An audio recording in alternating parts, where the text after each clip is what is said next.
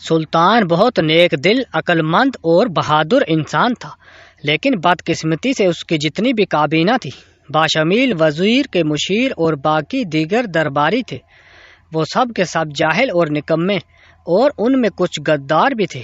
ان میں کوئی بھی ایسا انسان نہیں تھا جو کہ اس سلطان کا وفادار ہوتا۔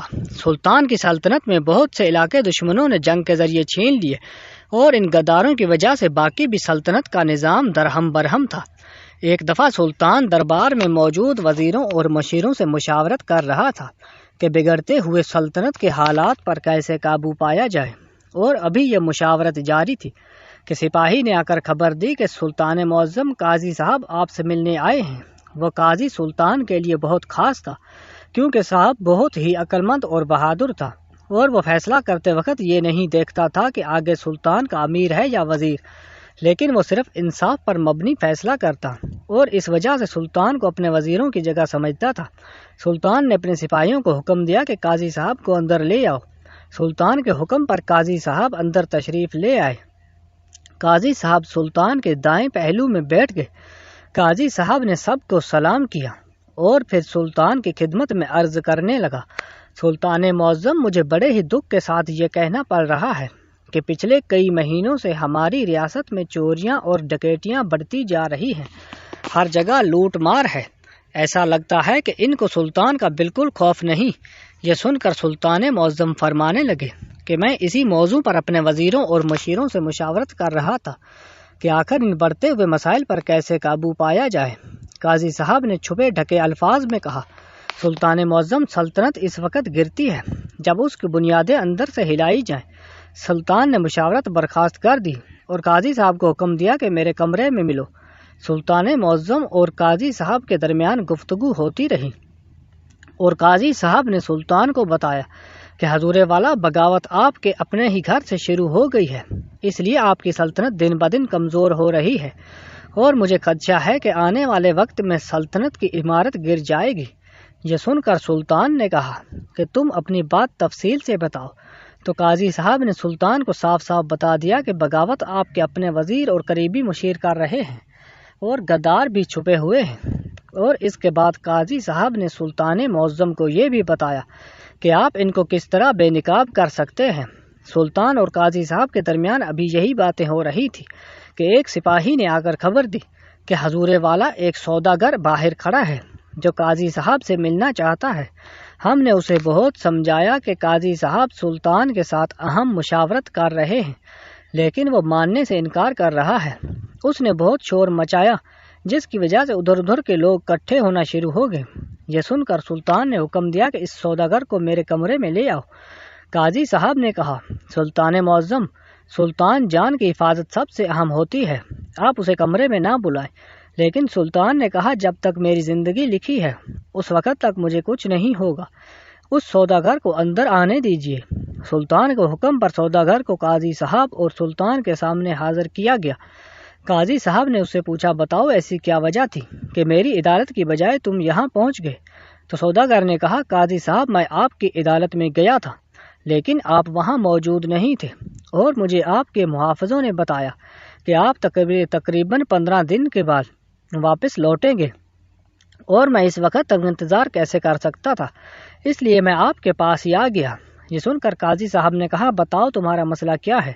تو سوداگر نے کہا، قاضی صاحب، میرا گھوڑوں کا استبل ہے، اور اس میں نے سینکڑوں گھوڑے رکھے ہوئے ہیں، اور میرا ہر رات ایک گھوڑا چوری ہو جاتا ہے، اور جب یہ 2-3 مرتبہ ایسا ہوا تو میں نے محافظوں کی تعداد دگنا کر دی، لیکن چور اتنا شاطر اور چالاک ہے کہ وہ محافظوں کو چکما دے کر ہر رات ایک گھوڑا چرا کر لے جاتا ہے۔ لیکن سب سے پریشانی کی بات میرے لیے یہ ہے کہ مجھے 10 گھوڑے بہت زیادہ عزیز ہیں، مگر وہ چور اتنا شاطر ہے کہ وہ میرے پسندیدہ گھوڑوں میں سے ہی ہر رات ایک گھوڑا چرا کر لے جاتا ہے۔ لیکن حیرانی کی بات یہ ہے کہ ان 10 میں سے باقی جو گھوڑے موجود ہیں وہ ان سے زیادہ قیمتی ہے، لیکن وہ چور ان گھوڑوں میں سے کوئی بھی گھوڑا نہیں چراتا، بلکہ ہر رات انہی گھوڑوں میں سے جو میرے سب سے زیادہ پسندیدہ گھوڑے ہیں، ان میں ایک گھوڑا کسی کو کانوں کان خبر نہیں ملتی، حتیٰ کہ گھوڑے کے پاؤں کے نشان بھی کسی جگہ سے نہیں ملتے۔ اور اسی طرح سے کر کے اس نے ایک ایک کر کے میرے 10 کے 10 گھوڑے چرا لیے، یہ سن کر قاضی صاحب نے کہا کیا تمہارے پاس اس کے خلاف کوئی ثبوت ہے؟ کیا اس نے کوئی ایسی نشانی چھوڑی جس کی بنیاد پر اس کو پکڑا جائے؟ یہ سن کر اس سوداگر نے اپنے جیب سے کپڑے کی پٹی نکالی اور کہا قاضی صاحب آج رات جب اس نے گھوڑا کھولا تو اس کے ہاتھ سے شاید یا جیب سے یہ پٹی وہاں رہ گئی۔ سپاہی نے پوچھنے پر بتایا کہ ان میں سے یہ کسی کی نہیں تو یقیناً اسی چور کی ہوگی جو شاید چوری کرتے وقت اس سے گر گئی ہوگی۔ یہ سن کر سلطان نے کہا اے بے وقوف سوداگر، قاضی صاحب اس کی ایک پٹی سے اتنے بڑے چور کو کیسے پکڑے گا؟ تمہیں کوئی اور بڑا ٹھوس ثبوت لے کر آنا ہوگا۔ یہ سن کر قاضی صاحب ہنسنے لگا اور فرمایا سلطان معظم یہی ایک ثبوت یہ کپڑے کی پٹی مجھے اس چور تک پہنچائے گی۔ قاضی صاحب نے اس سے پوچھا تمہارا استبل کہاں ہے؟ تو اس نے کہا قاضی صاحب فلاں جگہ پر فلاں قبیلہ آباد ہے اور اس قبیلے سے 2-3 میل کے فاصلے پر ہی میرا استبل بنا ہے۔ قاضی صاحب نے کہا مجھے شک نہیں بلکہ پورا یقین ہے کہ چور اسی قبیلے سے آتا اور ہر رات گھوڑا چرا کر بھاگ جاتا ہے۔ دور کے چور کو کیسے پتا کہ وہ ان گھوڑوں میں 10 گھوڑے آپ کے پسندیدہ ہیں؟ مجھے تو ایسا لگتا ہے کہ وہ چور تیرا قریبی ہے۔ اس کے بعد قاضی صاحب نے سوداگر کو کہا کہ 2 دن کے بعد میری عدالت میں حاضر ہونا ہے، میں اسی جگہ ہی تمہارے مقدمے کو حل کروں گا۔ یہ سن کر وہ سوداگر وہاں سے چلا گیا۔ سلطان نے قاضی صاحب کو کہا میری خواہش ہے کہ میں آپ کے ساتھ آپ کے قبیلے جانا چاہتا ہوں۔ یہ سن کر قاضی صاحب نے کہا یہ تو میرے لیے شرف ہوگا۔ اس کے بعد سلطان کا قافلہ اور قاضی صاحب واپس قاضی کے قبیلے کی طرف روانہ ہو گئے۔ سوداگر قاضی صاحب کی عدالت میں پیش ہوا۔ اب قاضی کی جگہ سلطان بیٹھا تھا اور سلطان کی دائیں جانب قاضی صاحب بیٹھے ہوئے تھے۔ سوداگر نے اپنی بات دوبارہ کی، قاضی صاحب اب آپ ہی مجھے انصاف دلائیں۔ قاضی صاحب نے کہا کہ جو تیرے استبل کے قریب قبیلہ ہے اس قبیلے کے سب مردوں کو ایک جگہ اکٹھا کرو اور سلطان معظم وہاں تشریف لے کر آ رہے ہیں اور اسی جگہ ہی تمہارے چور کو پکڑیں گے، لیکن اس بات کی کسی کو خبر نہ ہونے دینا۔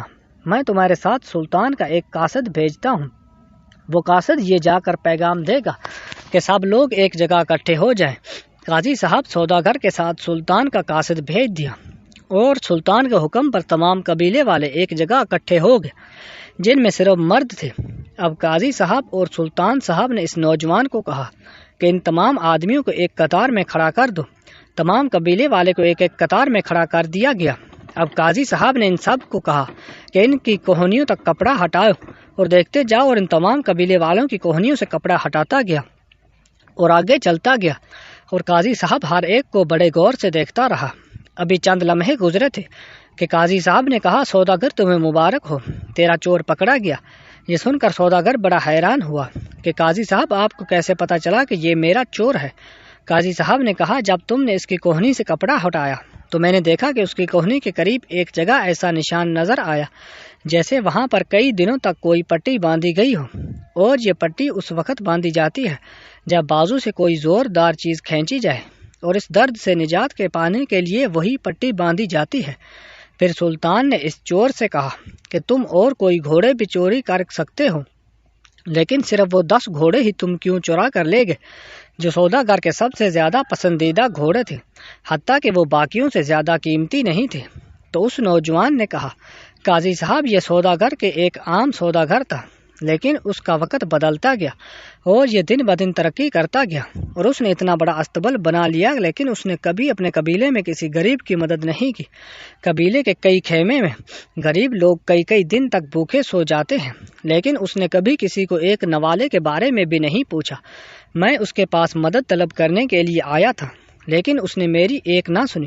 جب میں نے دیکھا کہ یہ اتنا سخت دل ہو گیا ہے تو میں نے ٹھان لیا کہ میں آہستہ آہستہ اس کے تمام گھوڑے چرا کر لے جاؤں گا، لیکن میں یہ چوری اس کے سب سے پسندیدہ گھوڑوں کی کروں گا، تاکہ اسے بھی پتہ چلے کہ جب کسی کے پیاری چیز چھین لی جائے تو کتنا دکھ ہوتا ہے۔